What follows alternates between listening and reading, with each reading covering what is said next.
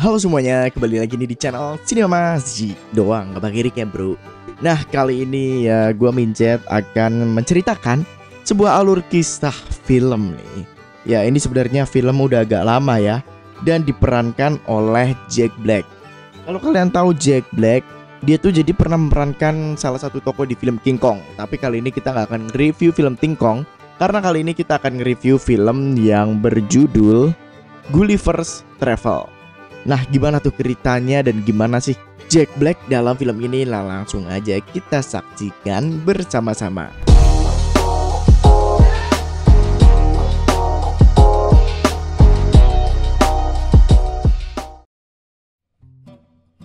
Nah jadi guys, film ini menceritakan tentang seseorang yang bernama Lemuel Gulliver, seorang pria yang menikmati hidupnya dan dengan senang hati bekerja di ruang surat seorang ahli sastra New York.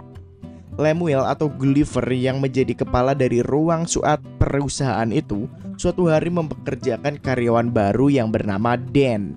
Nah, si Gulliver yang sedang mengospek Dan di tengah perjalanannya tiba-tiba melihat gadis kesukaannya yang bernama Darcy. Ia terdiam ketika Darcy menghampirinya dan masuk ke dalam lift bersamanya.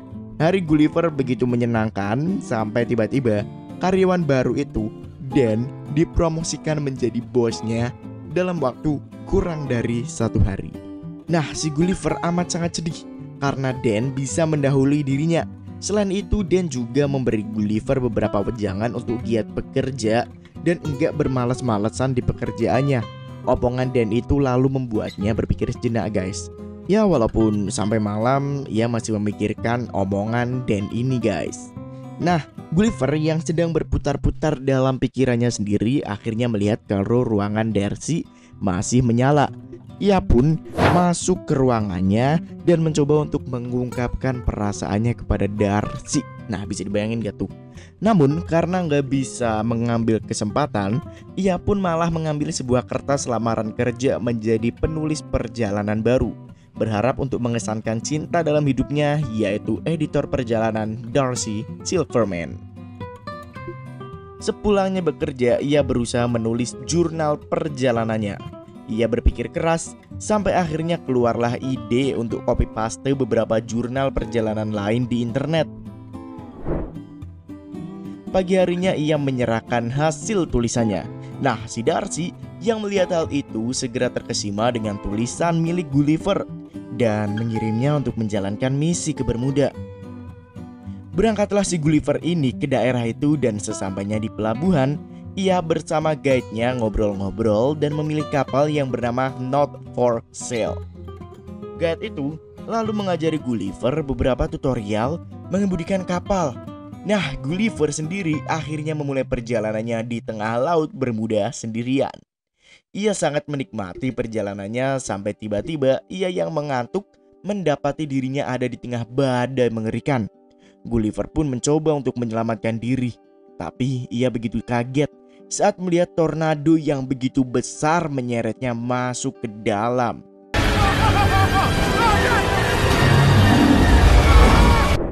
Nah, Gulliver yang pingsan ya akhirnya tersadar. Tapi keanehan terjadi karena Gulliver ini tiba-tiba terbangun dan terikat di antara orang-orang yang sangat kecil. Di dunia itu ternyata dia telah ditangkap oleh Jenderal Edward. Jenderal Edward dan pasukannya pun segera menumbangkan Gulliver sampai akhirnya ia tertangkap dan diarak melalui jalan-jalan istana Lilliput untuk dibawa ke hadapan keluarga kerajaan. Raja Theodore, Ratu Isabel, dan Putri Mary. Para anggota kerajaan itu sangat penasaran nih melihat pria besar itu ada di negerinya. Gulliver pun akhirnya tahu guys kalau ia sekarang berada di Pulau Lilliput. Gulliver yang dijuluki The Beast oleh Lilliput ya, akhirnya harus dirantai di penjara bawah tanah di tepi laut, di mana ia bertemu dengan perhubungan dengan tahanan lain, Horatio, yang dipenjara karena pacaran yang enggak sah dari Putri Mary. Dan sebelumnya manusia tertinggi di pulau dengan beberapa milimeter aja. Ia pun berbincang-bincang dengan Horatio Tetapi tiba-tiba si Jenderal Edward ini datang dan mendengar obrolan mereka soal Edward si Lemes, atau kalau bisa di bahasa Indonesia ini yaitu Edward si Silit. What the fuck? Singkat cerita, Gulliver dipekerjakan untuk membajak ladang nih oleh Jenderal Edward. Ia dikontrol oleh Jenderal Edward dan Horatio. Sementara itu di sisi lain, orang-orang Blue Vision atau musuh dari negeri Lilliput mengintai dan mencoba untuk menyerang negeri Lilliput. Sesampainya di tanah Lilliput, mereka pun mencoba untuk membakar kota sehingga lonceng peringatan berbunyi untuk menandakan serangan dari Blue Vision. Dengan kontrol dari Edward, Gulliver pun segera beranjak ke dalam istana. Jenderal Edward pun pergi untuk menyelamatkan sang putri. Tapi Horatio tahu dia nggak bisa mencapai putri tepat waktu dan memohon bantuan Gulliver. Horatio pun membebaskan teman-teman besarnya ini dari rantai dan bersama-sama mereka pun pergi. Pertama-tama ya, Gulliver berusaha menjatuhkan mata-mata musuh ke dalam kolam yang ada di sana.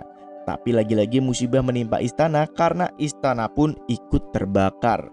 Nah, si Gulliver dengan kepintarannya pun akhirnya melakukan satu-satunya hal yang bisa ia pikirkan untuk memadamkan api di istana dan menyelamatkan raja, yaitu dengan cara mengencingi istana.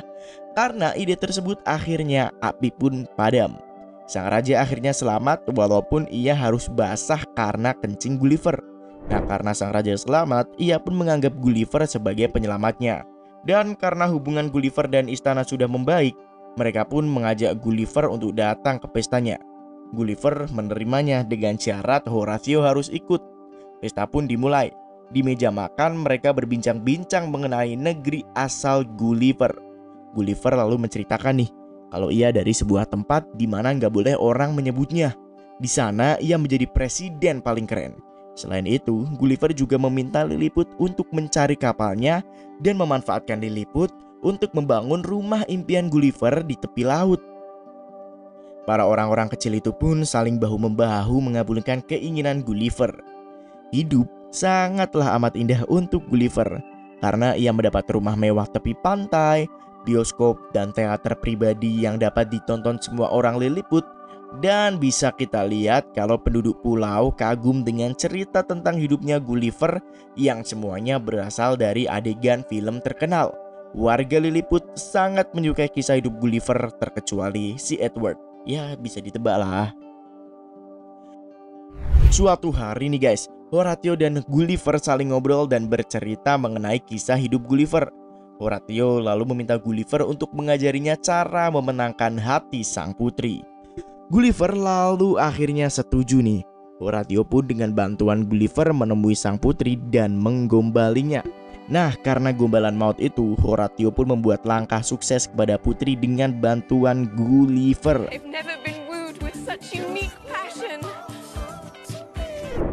Malam hari akhirnya tiba guys. Para pasukan Lilliput akhirnya menemukan kaleng peninggalan milik Gulliver. Jenderal Edward sendiri langsung menemui Gulliver dan memberitahu kalau ia sudah menemukan kapalnya. Nah, si Gulliver pun segera menghampiri kapalnya dan meminta Lilliput untuk membenarkan kapalnya ini. Nah, para Lilliput yang penasaran melihat handphone milik Gulliver dan membukanya. Gulliver yang akhirnya menemukan HP-nya menerima beberapa pesan dari Darcy yang mengungkapkan kekesalannya pada Gulliver yang mengcopy paste tulisan perjalanannya dan membuat Darcy kerepotan sehingga ia harus melakukan perjalanan wisata. Ya, karena kesedihan ini Gulliver pun menyadari. Namun sang putri yang peduli dengan Gulliver akhirnya mengerti nih kenapa Gulliver sedih. Sang putri juga mengungkapkan kalau ia mencintai Horatio. Perbincangan ini guys bisa dibilang intens dan romantik karena mereka berdua saling curhat. Nah, pagi harinya nih Jenderal Edward menemui sang raja dan berkata kalau ia nggak percaya dengan Gulliver. Nah, apalagi saat ia meminta untuk tinggal di negeri Lilliput itu. Nah, sang raja yang likes atau menyukai dan lebih percaya dengan Gulliver akhirnya malah mengangkatnya untuk menjadi jenderal utama dan menurunkan posisi Edward sebagai wakil jenderal. Ya, Edward tentu aja stres nih dan marah-marah sendiri. Ia lalu dengan sengaja menurunkan pertahanan negeri Lilliput agar para Blue Vision bisa menyerangnya. Ya, dan benar aja deh, serangan demi serangan dilontarkan orang-orang Blue Vision kepada negeri Lilliput. Dan Gulliver yang sedang bersantai akhirnya mendapat kabar kalau negeri Lilliput sedang diserang. Ia dengan sigap bangun dari tempat tidurnya dan berjalan menuju laut. Nah, si Gulliver dengan gugungan dari para Lilliput segera masuk ke perairan. Dia menyeberang ke laut menuju ke kapal Blue Vision. Dan Gulliver sendiri yang sebenarnya ini gak pengen menyerang siapa-siapa, meminta para Blue Vision ini untuk melakukan gencatan senjata dengan musuh. Si Gulliver akhirnya berpura-pura untuk menyerang Blue Vision, tapi karena kesalahpahaman, The Blue Vision malah menyerang. Lontaran bola meriam pun dilontarkan di situ. Namun perut Gulliver malah menyerap semua cannon fire atau lomparan meriam itu. Dan kemudian seperti pista elastis guys, yang bisa lo tebak, ia menembakkan logam kembali ke kapal. Dan Gulliver pun memanfaatkan hal ini. Ia mengambil tali kapal milik Blue Vision dan menarik armadanya menjauh. Ya karena hal inilah Gulliver semakin memperkuat ikatannya dengan orang-orang kecil di Lilliput. Semua orang meneriaki dan menganggap Gulliver sebagai pahlawan. Ya lagi-lagi karena jasa Gulliver ini ia mendapatkan hidup yang sangat indah. Ya karena BTW ia udah menjadi ikon negeri Lilliput. Ia mencoba untuk mengubah kota dan gaya hidup negeri Lilliput agar mirip dunianya. Selain itu ya Gulliver juga sekarang mendapatkan seragam baru dan ya bisa dibilang sering bermain musik lah bersama Horatio, yaitu hitung mengisi waktu luang. Ya namun Horatio merasa kalau Gulliver ini terlalu banyak bermain. Ia pun menyuruh Gulliver untuk melatih pasukannya. Namun guys, Gulliver malah membalikan omongannya dan menyuruhnya untuk lebih fokus kepada sang putri. Di sisi lain nih, Edward pun masuk ke dalam ruangan sang putri. Mereka berdua tiba-tiba berantem. Lalu sang putri mengungkapkan hal yang gak bisa Edward terima, yaitu, ya nanti lo tahu deh. What the fuck? Sang putri pun berteriak dan menyuruh Edward untuk keluar. Get out! Sementara di kota Lilliput ramai-ramai orang berlalu lalang dan menikmati hiburan yang ada. Si Edward yang merasa tersaingi dengan Gulliver mendapat ide jahat. Ia pun kabur ke daerah musuh dan menghadap Raja Blue Vision. Ia mengkhianati negaranya sendiri demi nafsu egoisnya. Selain itu, ia juga memberikan musuh prototipe untuk membuat robot yang dapat mengalahkan Gulliver dengan mudah. Sekarang kita kembali ke kota Lilliput ya. Sang putri dan Horatio berpacaran di tengah keramaian orang. Si putri ini lalu meminta Horatio untuk datang ke pesta dansa. Tetapi entah mengapa ada hal asing di sini. Karena sang putri merasa kalau Horatio ini bukanlah Horatio yang ia kenal. Di saat para orang-orang sedang bersenang-senang, tiba-tiba Edward kembali ke Lilliput untuk menantang Gulliver berduel di dalam robot setinggi 6 kaki. Bisa dibayangin gak tingginya kayak apa? Mereka pun akhirnya gelut tuh mereka berdua.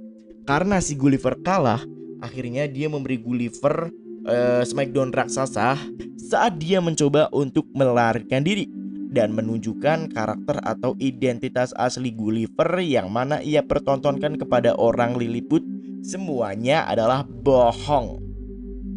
Dan Gulliver sendiri dibuang ke pulau yang enggak mereka bicarakan. Ia diikat ke rakit besar dan sesampainya di negeri itu, ia sangat kaget ketika mengetahui kalau dirinya menjadi sangat amat kecil. Sementara itu Blue Vision mengendalikan Lilliput dan menurunkan segala pernak-pernik mengenai Gulliver. Nah, apa kalian ingat si Darcy yang juga harus menerima tugas menulis? Sekarang ia terjebak dan terdampar di pulau Lilliput. Dia ditangkap oleh Jenderal Edward.